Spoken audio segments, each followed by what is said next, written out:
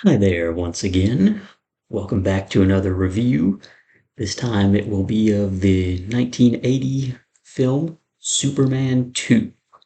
Superman 2 is a 1980 film directed by Richard Lester, starring Christopher Reeve as Superman, Margot Kidder as Lois Lane, Gene Hackman as Lex Luthor, and Terrence Stamp as General Zod, who we got a little bit of in Superman the movie at the beginning, where him and his two cohorts were on trial.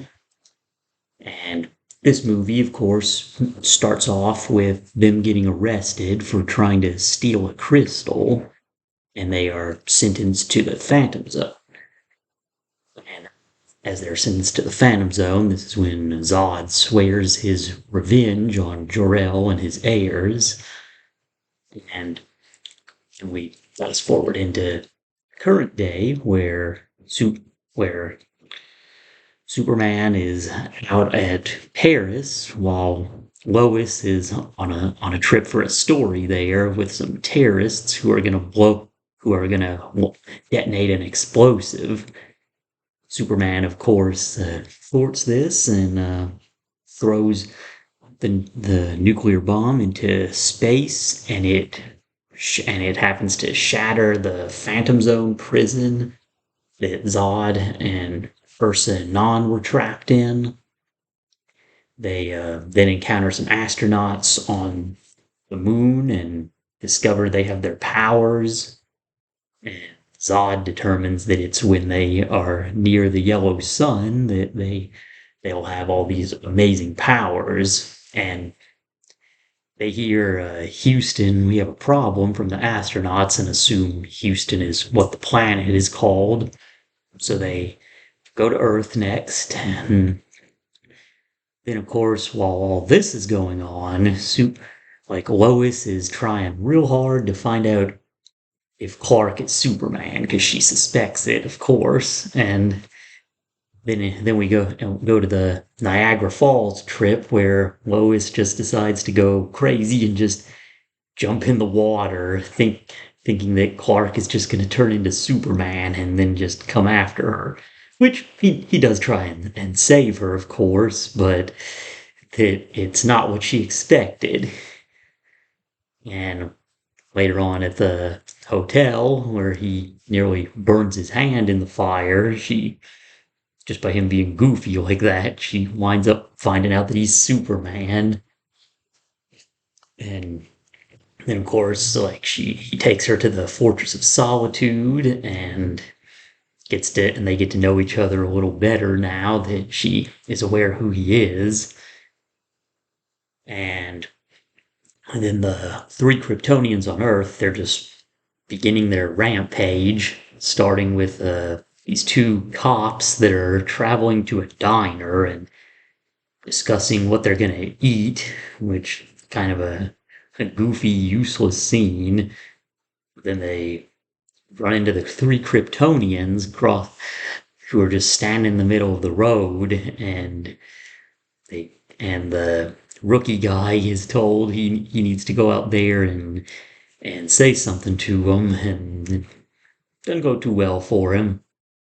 And then they just go through town, and a lot of people say they don't like this part where the Kryptonians just go through town and they think it's kind of goofy, but I honestly enjoy it. Like when they go to the bar and the two guys are arm wrestling, and then Ursa just knocks the other guy out of the table. And then the one guy tells her, "Missy, you're gonna spit some teeth," and then that doesn't go well for him. He's one-shotted by Ursa. And then, of course, while Superman and Lois are back at the Fortress of Solitude, this is also where Superman gets his message about how if he wants to be with Lois, then he has to give up his powers and live like a normal human by going into this molecule chamber that harnesses the power of the red sun from Krypton. And he does it, gives up his powers, and of course Lois hears this the whole time and she looks so disappointed because she likes Superman, of course, more than Clark. And Gene Hackman also returns as Lex Luthor in this film. He doesn't have a major part though. Like we get him and Ned Beatty as Otis back in prison earlier on in the film, and Otis and Lex together say that they've determined Superman travels north a lot, and Lex stages their goofy escape by having some holograms of them in their cell, and then Miss Teschmacher picks them is supposed to pick them up in a balloon. Of course, Lex gets on the balloon, but Otis keeps dragging the balloon down because he's too heavy for it, and Lex just knocks him off, and they get away and are just able to break into the Fortress of Solitude because apparently it has very terrible security. Lex can just walk in like that, and he finds that recording of Laura saying that a nuclear explosion in Earth may have released the three Kryptonian criminals, which Lex likes the idea of this because he sees it as an opportunity to get revenge on Superman. And of course, while Superman's giving up his powers, and then the three Kryptonians have taken out the whole military in town, and then they go to the White House and force the president to give all control over to Zod. And during this time, Clark and Lois, they go to some diner, and Clark goes to the bathroom, and then some trucker guy comes in, and he sits down in the seat where Clark was going to be sitting with Lois, and tells the guy that you're sitting in my seat, and the guy just is a smartass back and says your seat's in there, Four Eyes, in the bathroom. And then Clark is just, of course, being stupid because, like, he's acting like he still has his powers, telling the guy he needs to teach him some manners, and the guy just tells him, after you, and then just sucker punches him from behind, and beats his ass pretty badly, too.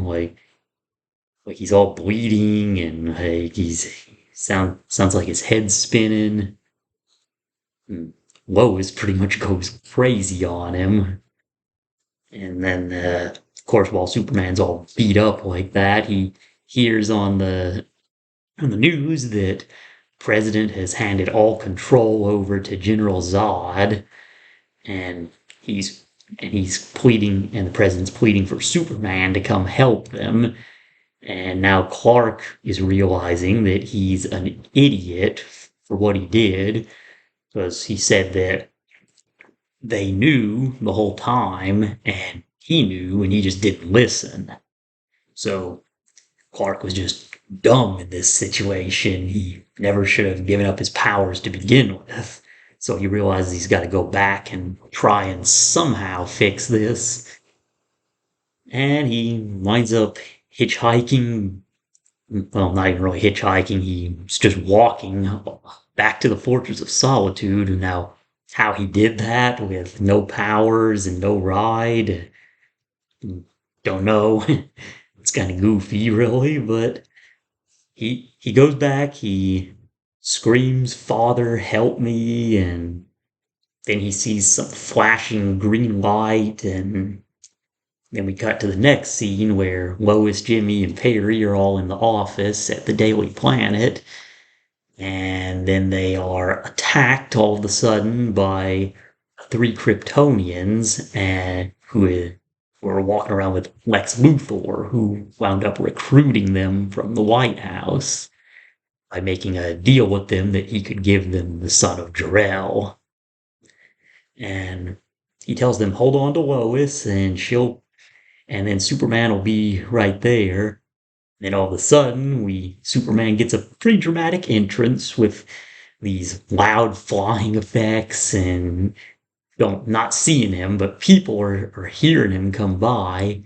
Then he just appears in the window and says, "General, would you like to step outside?"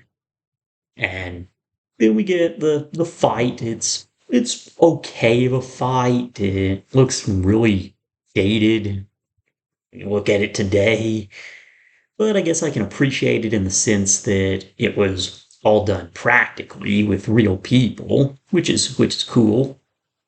But anyway, it's a little bit of a fight, not much, and they then Zod during the fight learns that Superman's weakness is that he cares about mankind, and the Kryptonians just attempt to pick up a bus of people, and Superman attempts to catch the bus, and he doesn't come out of the wall that the bus crashes into at first, and the people all assume that this means that Zod and his gang killed Superman, and then they all kind of band together and try and go after the three Kryptonians, but they just use their super breath to like blow a hurricane at the people.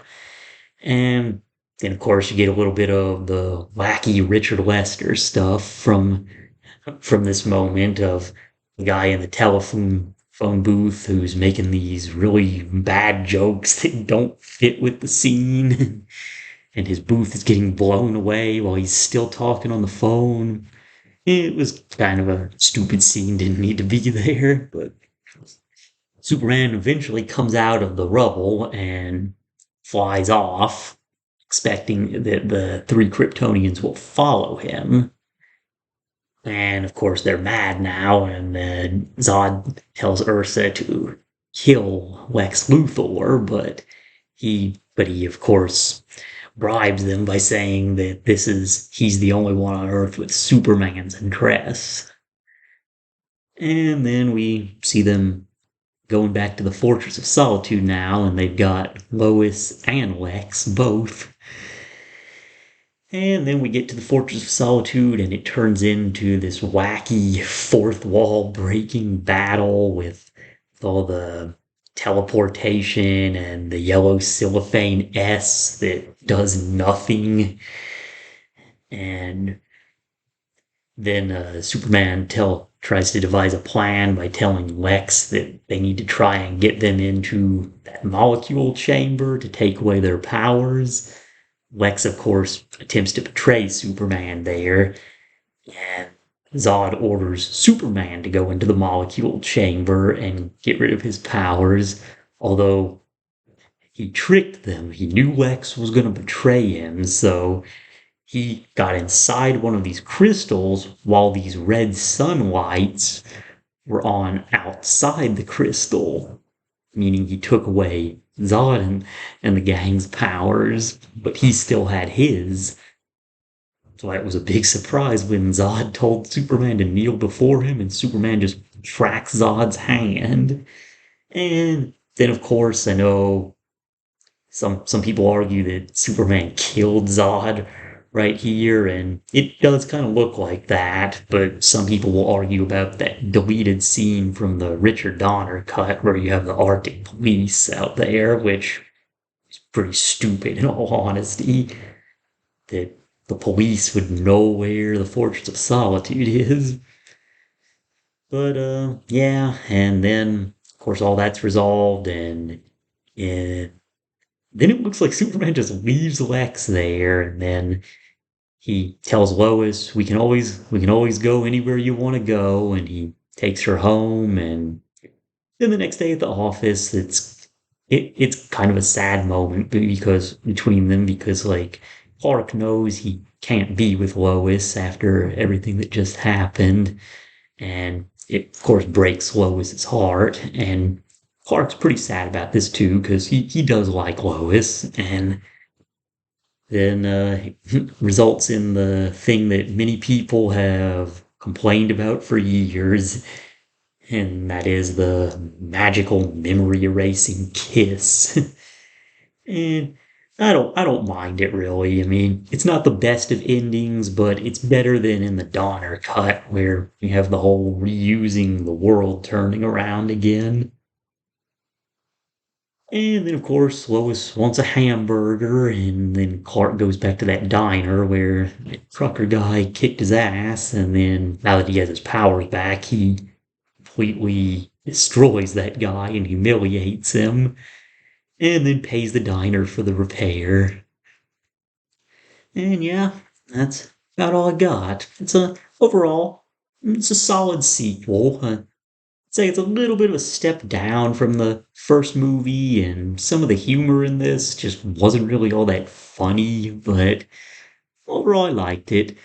And I know, of course, that when it comes to Superman 2, you got to talk about all the situations behind the scene. How Richard Donner had originally shot like 70% of this film because Superman the movie and Superman 2 were originally shot back to back as a double feature, but Salkins got cold feet on that when they were not sure if Superman movie was even going to be a big hit or not.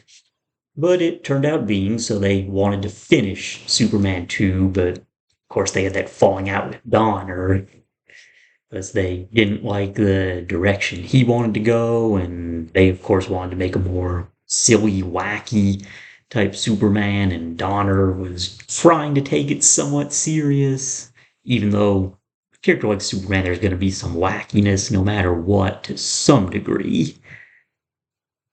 Uh, yeah, I know I've mainly just talked about the theatrical cut here, because I mean the Donner cut, it's okay. I've seen it a few times, but it's a where it's an incomplete film, so I look at it as just more of a sketch of where Richard Donner would have gone had he finished the film. But Superman 2 theatrical cut, I'd give it probably like mm, 7 out of 10. It's still a fun movie. Step down from the first one, but it's nowhere near as bad as what's coming in the future.